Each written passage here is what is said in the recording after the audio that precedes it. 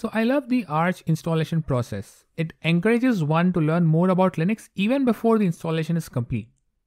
Because I love it so much, I also created a video recently about installing Debian in a very similar way.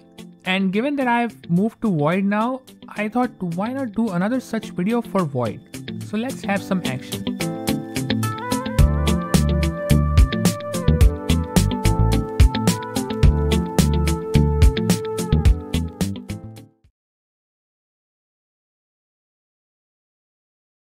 In the previous videos where I mentioned that I was switching from Debian to Void, I also mentioned that I already had a detailed gist on GitHub showing the steps for a Void installation that I do on my computers. As a matter of fact, I used the same guide to install Void on my secondary computer, so I'm pretty confident about it that it is 100% accurate. For this video, we'll follow along the same lines, but for the sake of simplicity and shortening this video, we'll have a quick installation with a straightforward partition table and no complication like encrypted partitions.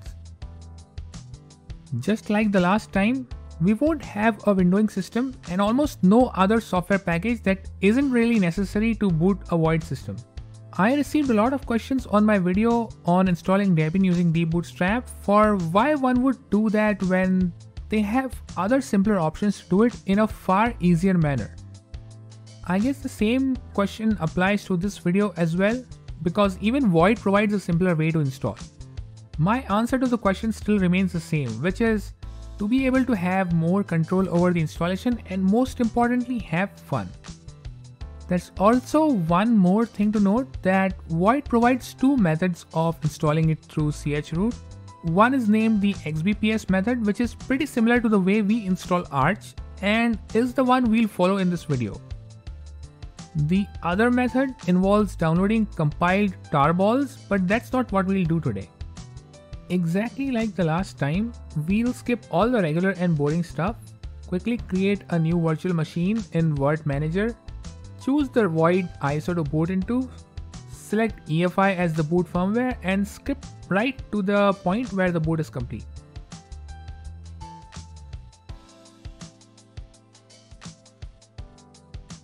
For this exercise, I chose the XFCE live image, partly because I am a fan of XFCE and also because I had some issues with network services with other minimal ISOs, especially the base image, which could very well be due to the fact that I am pretty new to run it. As it goes without saying, and also just like the last time, the steps will appear very similar to Arch installation steps. Once the boot is complete, we jump straight into a terminal and enter full screen, removing all the unnecessary elements from the screen, leaving only the terminal that we'll be working in. Then we switch user to root. Note that I also specify the shell for the root user as it isn't bash by default. And though I usually use fish shell, bash is the minimum I need to be able to work at the shell. We would have needed to connect to the internet, but as all this is inside a virtual machine, we can verify that we are connected to a virtual wired network. Otherwise, we could have used NMTUI and selected a wired or wireless network to connect to. Before we proceed with the installation, let's first update all packages, but before that, let's update the XBPS package manager itself.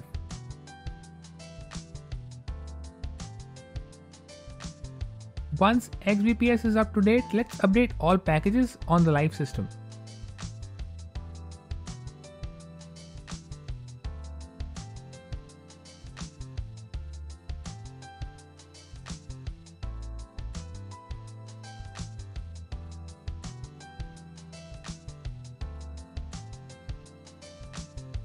So now comes the most important and interesting part of the installation process, the disk setup.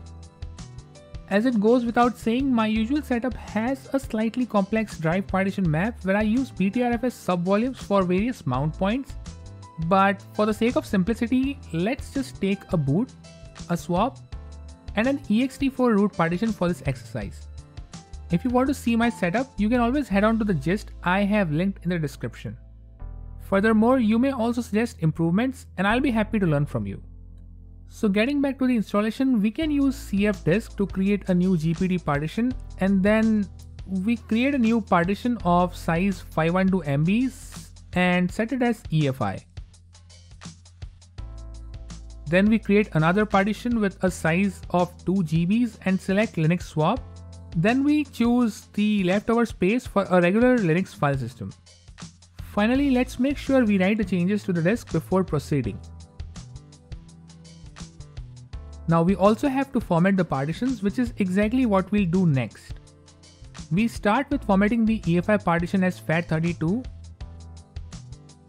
Then we format the second one as Linux swap.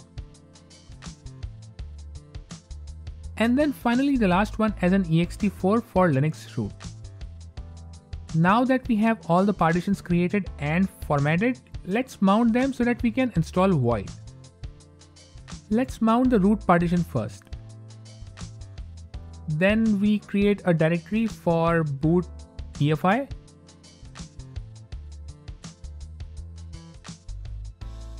And then mount the EFI partition. And then we finally set swap. That takes care of the drive setup, and we are now ready for the installation. We start the installation by setting a couple of environment variables for the repo we'll be pointing to and the architecture we'll be installing. And then we can finally bootstrap a base system.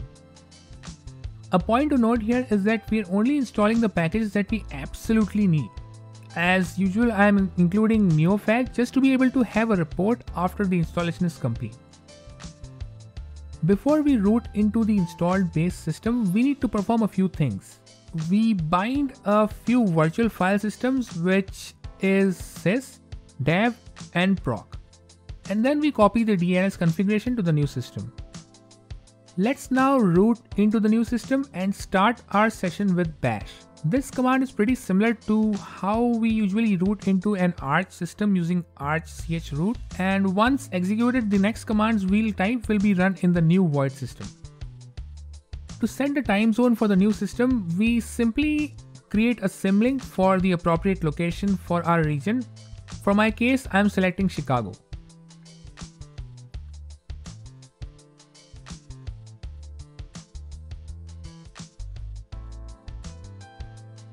Selecting system locales is easy too. We just have to uncomment the appropriate entry from the file etc default libc locales. I'm using Vim here, and you can of course use whatever text editor you like and is also available on the system, or otherwise you can install what you need. Once I've uncommented the appropriate locale, which in my case is ENUS UTF-8, let me generate the locales using XBPS reconfigure.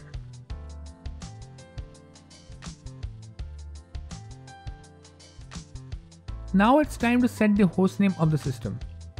I'm naming the machine Titan just like the last time. Let's also configure the etc hosts file for network and make a few changes to the file.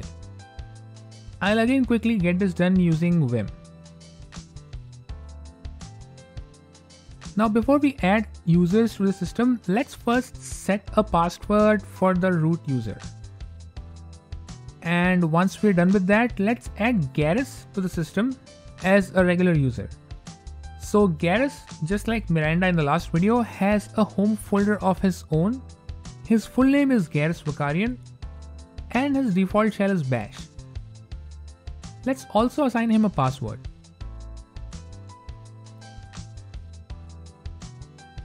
Let's also add him to a few groups so he has more to do than just his calibrations. Then as a last step, let's also enable sudo access for Garrus so that he can run sudo commands as well and be happy. For that, we run vi sudo to access etc sudoers file, uncomment the first line that mentions the wheel group and then save the file. Generating the etcfs step file is a little bit of work, but we can start by copying the file proc mounts and using it as a starting point. Let me open the file using Vim and then make a few changes. In short, we have to remove the unnecessary entries except for tempfs Replace references to the partitions with their respective UUIDs and change the last 0 for those entries. The last 0 for root needs to be a 1, while for everything else it needs to be a 2. This will take a little while, so let me speed up the video.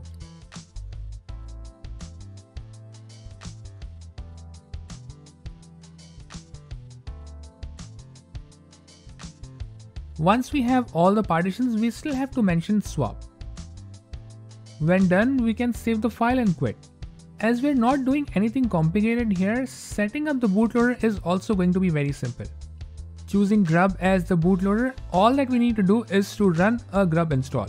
Once done, we can generate the grub config. Let us finally run an XBPS reconfigure to make sure everything that we did is picked up.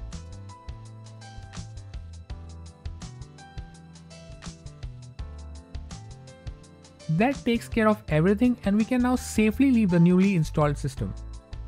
Let's also unmount all the mounted systems, and we don't have to worry about the few errors that we see here. Finally, let's reboot into the installed Void system. After the reboot, our Void system is pretty much ready.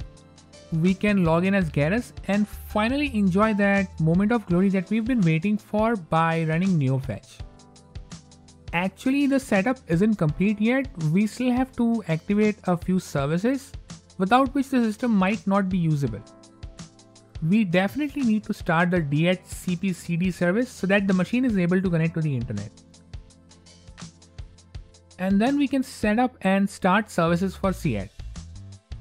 See, we just created a couple of soft links and the services automatically got created, picked up and started by run it.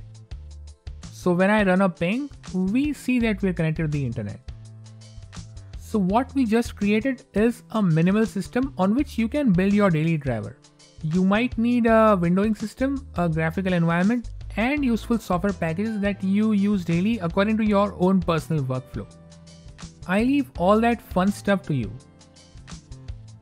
As I mentioned during the start of this video, this demo was intentionally made short by having a very bare bones setup, but in a practical system we may have much more configuration. A great example is my own setup that you can see on the gist I have linked in the description. My system setup is way more specific, and one of those things is Luke's encryption, which I might as well cover in an upcoming video. It does add up a lot of steps to the installation, but at the end the result is worth. That's all I have for this video, and if you found it helpful, you know what to do. Just be a little kind in the comments. As always, a subscribe will be helpful too. Thanks for watching it till the end. May the maker watch over you. See you in the next video.